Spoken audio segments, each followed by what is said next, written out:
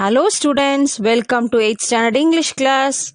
This video is about Unit 3, Prose, Sir Isaac Newton, the Ingenious Scientist, written by Nathaniel Hawthorne. Let's know about the author, Nathaniel Hawthorne. His period was from July 4, 1804 to May 19, 1864. He was an American novelist, dark romantic, and short story writer. His works often focus on history, morality, and religion. He was born in 1804 in Salem, Massachusetts, to Nathaniel Hawthorne and former Elizabeth Clark Manning. The biography of Sir Isaac Newton was published in Nathaniel Hawthorne's True Stories from History and Biography in the year 1851. Let's move on to section 1. On Christmas Day in the year 1642, Isaac Newton was born at the small village of Woolsthorpe in England. Little did his mother think, when she beheld her newborn baby, that he was destined to explain many matters which had been a mystery ever since the creation of the world. 1642 ஆண்டு ஒரு Christmas டே அன்னைக்கு இங்கிலாண்டில் உள்ள உல்ஸ்ட்ரோப் அப்படின்ற ஒரு சின்ன கிராமத்தில் தான் Isaac Newton பிறந்தார். புதிதாக பிறந்த அந்த குழந்தைய பார்க்கும் பொழுது உலகம் தோன்றிய காலத்திலிருந்து புதிராகவும் மர்மமாகவும் இருக்கக்கூடிய பல விஷயங்களை விளக்குவதற்காகவே இவர் படைக்கப்பட்டார் என்பதை அவங்க கொஞ்சம் கூட நினைச்சு பார்க்கவே இல்லை. Isaac's father being dead, Mrs. Newton was married again to a clergyman and went to reside at North Witham. Isaac was left to the care of his good old grandmother, who was very kind to him and sent him to school. ஐசாக்கோட அப்பா இறந்து போயிடுறாரு. அதனால திருமதி Newton மறுபடியும் ஒரு மத குருவை திருமணம் செஞ்சுக்கிட்டு நார்த்ல இருக்கிற வித்ஹாம் அப்படின்ற இடத்துக்கு போயிடுறாங்க. மிஸ்ஸஸ் நியூட்டன் ஐசாக்கை அவங்களோட கூட்டிட்டு போகாம வயதான பாட்டி கிட்ட தன்னுடைய மகனை வளர்க்குமாறு ஐசாக்கை விட்டுட்டு போயிடுறாங்க. அந்த வயதான பாட்டி ஐசாக் மேல ரொம்ப இரக்கமானவங்க. அதனால ரொம்ப அன்பாவும் பார்த்துக்கிட்டு ஐசாக்கை ஸ்கூலுக்கு படிக்கிறதுக்காக அனுப்புறாங்க. In his early years, Isaac was chiefly remarkable for his ingenuity in all mechanical occupations. He had a set of little tools and saws of various sizes, manufactured by himself. With the aid of these, Isaac contrived to make many curious articles, at which he worked with so much skill that he seemed to have been born with a saw or chisel in his hand. Isaac தன்னுடைய சிறு வயதிலிருந்தே அனைத்து இயந்திர தொழில்களையும் தன்னுடைய புத்தி கூர்மையால வெளிப்படுத்துறதுல முதன்மையானவராய் இருந்தாரு. அவர் பல்வேறு அளவுகளில் உள்ள சிறிய கருவிகள் தொகுதிகளையும் பல்வேறு அளவுகளில் ரம்பங்களையும் அவரே தயாரிச்சாரு. இந்த மாதிரி பல பொருட்களை செய்யறது அவருக்கு ஆர்வம் அதிகமா இருந்துச்சு. அந்த ஆர்வத்தை தூண்டக்கூடிய பல பொருட்களையும் தயாரிக்க திட்டமிட்டாரு. அதுல அவர் மிக திறமையுடனும் பணிபுரிஞ்சாரு. இப்படி இந்த வேலைகள் எல்லாம் செய்யறத பார்த்தோன்னே இவர் பிறக்கும் போதே கையில உளியும் ரம்பமும் கொண்டு பிறந்தவரா இருப்பாரோ அப்படின்னு மத்தவங்களுக்கு நினைக்க தோணுச்சு. The neighbors looked with vast admiration at the things which Isaac manufactured, and his old grandmother, I suppose, was never weary of talking about him. He'll make a capital workman one of these days, she would probably say. No fear but what Isaac will do well in the world and be a rich man before he dies. Isaac உருவாக்கிய இந்த பொருட்களை எல்லாம் பக்கத்து வீட்டுக்காரங்க admire பண்ணி பார்த்து ரொம்பவும் பாராட்டுவாங்க. ஐசாக்குடைய வயதான பாட்டி அவரை பத்தி பேசுறதுல கொஞ்சம் கூட களைப்படையாம எப்பொழுதுமே ஐசாக்குடைய பெருமையை பேசிக்கிட்டே இருப்பாங்க. ஐசாக் இது போன்ற ஒரு நாளில் ஒரு மூலதனமான பணியாளரை உருவாக்குவான். ஐசாக்கோட பாட்டி அநேகமா அடிக்கடி இது மாதிரி சொல்லுவாங்க. உலகத்துக்கு நன்மை தரக்கூடியவற்றையெல்லாம் செய்வாரு. மேலும் இவர் இறப்பதற்கு முன் ஒரு பெரிய பணக்காரனா தான் இருப்பாரு அப்படின்னு ஐசாக்கோட பாட்டி ஐசாக்கை பத்தி ரொம்ப பெருமையா பேசிட்டே இருப்பாங்க. Some of his friends, no doubt, advised Isaac's grandmother to apprentice him to a clockmaker, for, besides his mechanical skill, the boy seemed to have a taste for mathematics, which would be very useful to him in that profession.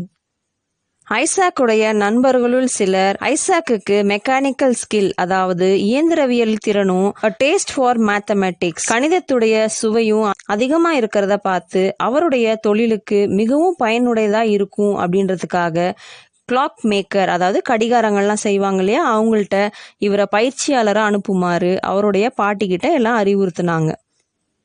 And then in due time Isaac would set up for himself and would manufacture curious clocks like those that contain sets of dancing figures which issue from the dial plate when the hour is struck, or like those where a ship sails across the face of the clock and is seen tossing up and down on the waves as often as the pendulum vibrates.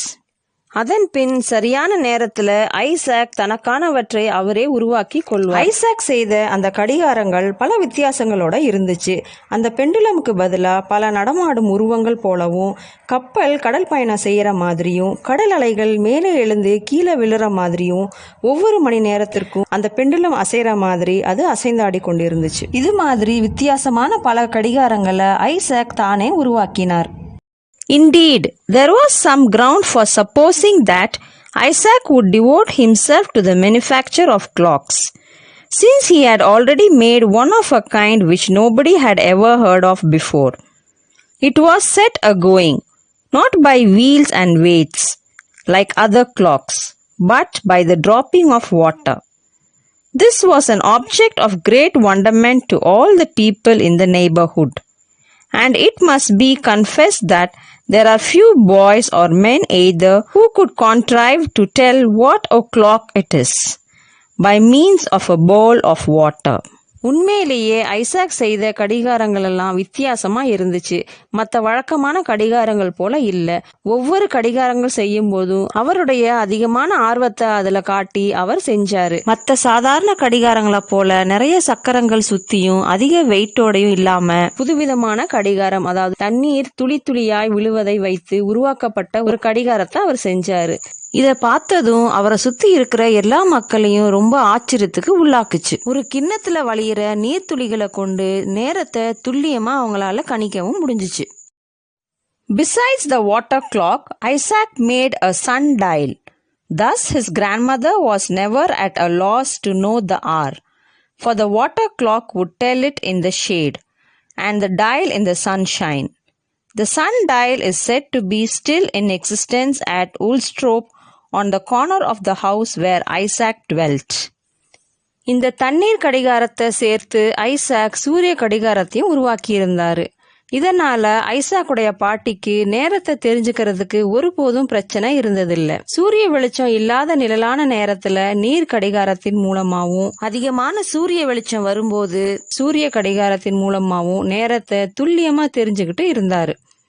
Isaac வாழ்ந்த உல்ஸ்ட்ரூப் அப்படின்ற இடத்துல அவருடைய வீட்டில் ஒரு மூலையில அவர் கண்டுபிடிச்ச சூரிய கடிகாரம் இன்னும் இருக்கிறதா சொல்லப்படுது. Isaac possessed a wonderful faculty of acquiring knowledge by the simplest means. For instance, what method do you suppose he took to find out the strength of the wind? He jumped against the wind, and by the length of his jump, he could calculate the force of a gentle breeze, a brisk gale, or a tempest. Thus, even in his boyish sports, he was continually searching out the secrets of philosophy.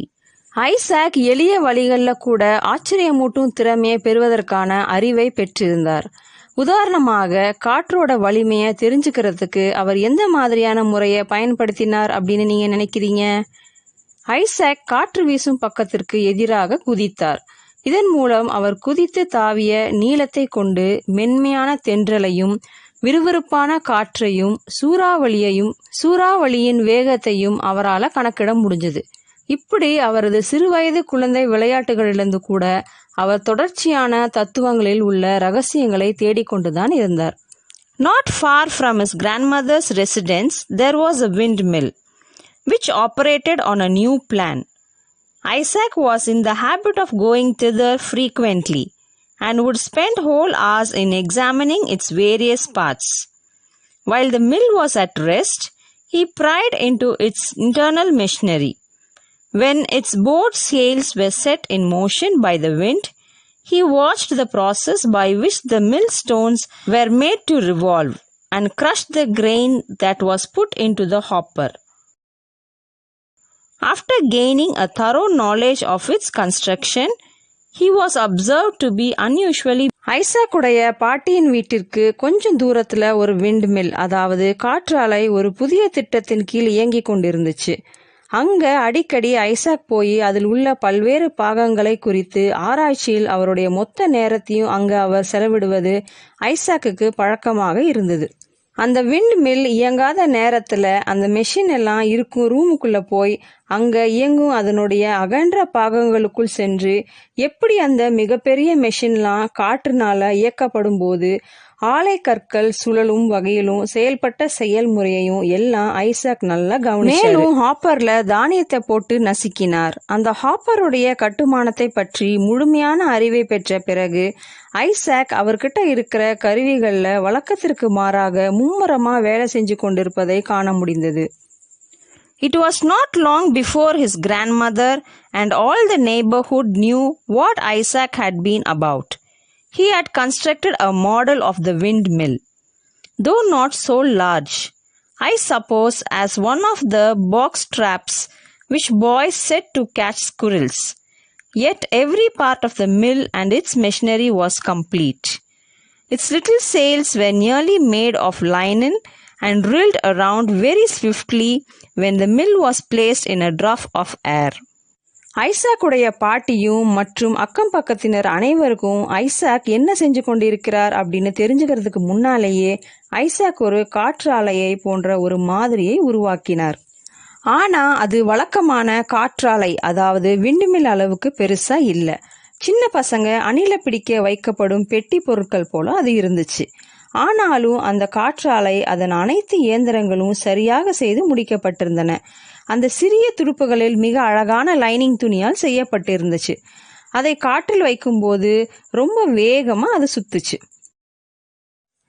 Even a puff of wind from Isaac's mouth or from a pair of billows was sufficient to set the sails in motion. And what was most curious, if a handful of grains of wheat were put into the little hopper, they would soon be converted into snow white flour. Isaac செஞ்ச அந்த காற்றாலை எப்படி சுத்துச்சு அப்படின்னா, Isaac வாயிலிருந்து வந்த ஒரு சிறு காற்று அல்லது ஊதலும் கூட போதும். இல்லைன்னா 2 முறை ஊதும்போது ஏற்படும் காற்றோட்டம் கூட இயக்கத்தை அமைக்கவும் அந்த சிறிய காற்றாலையின் துடுப்புகளை இயக்குவதற்கு போதுமானதா இருந்துச்சு. பெரிய மெஷின்ஸ் எல்லாம் வைக்காம வாயிலிருந்து ஊதுற காத்து மூலமா கூட அந்த துடுப்புகள் எல்லாம் சுத்த ஆரம்பிச்சிருச்சு.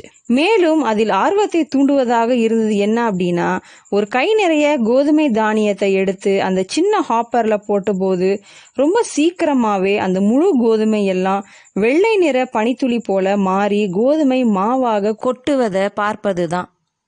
Okay my dear students, section 1ல நாம ஐசாக் நியூட்டனோட சைல்ட்ஹுட் டேஸை பத்தியும் அவருடைய இன்ஜெனியூட்டி பத்தியும் அவருடைய இன்வென்ஷன்ஸ் ஆன curious dancing clocks, water clocks, sundial, அப்புறம் miniature model of windmill எல்லாத்தையும் ரொம்ப ஆர்வமா அவர் கண்டுபிடிச்சதை பத்தி நாம தெரிஞ்சுக்கிட்டோம். Let's continue to know more about Isaac Newton's inventions in section 2. We will meet in the next video. Thank you.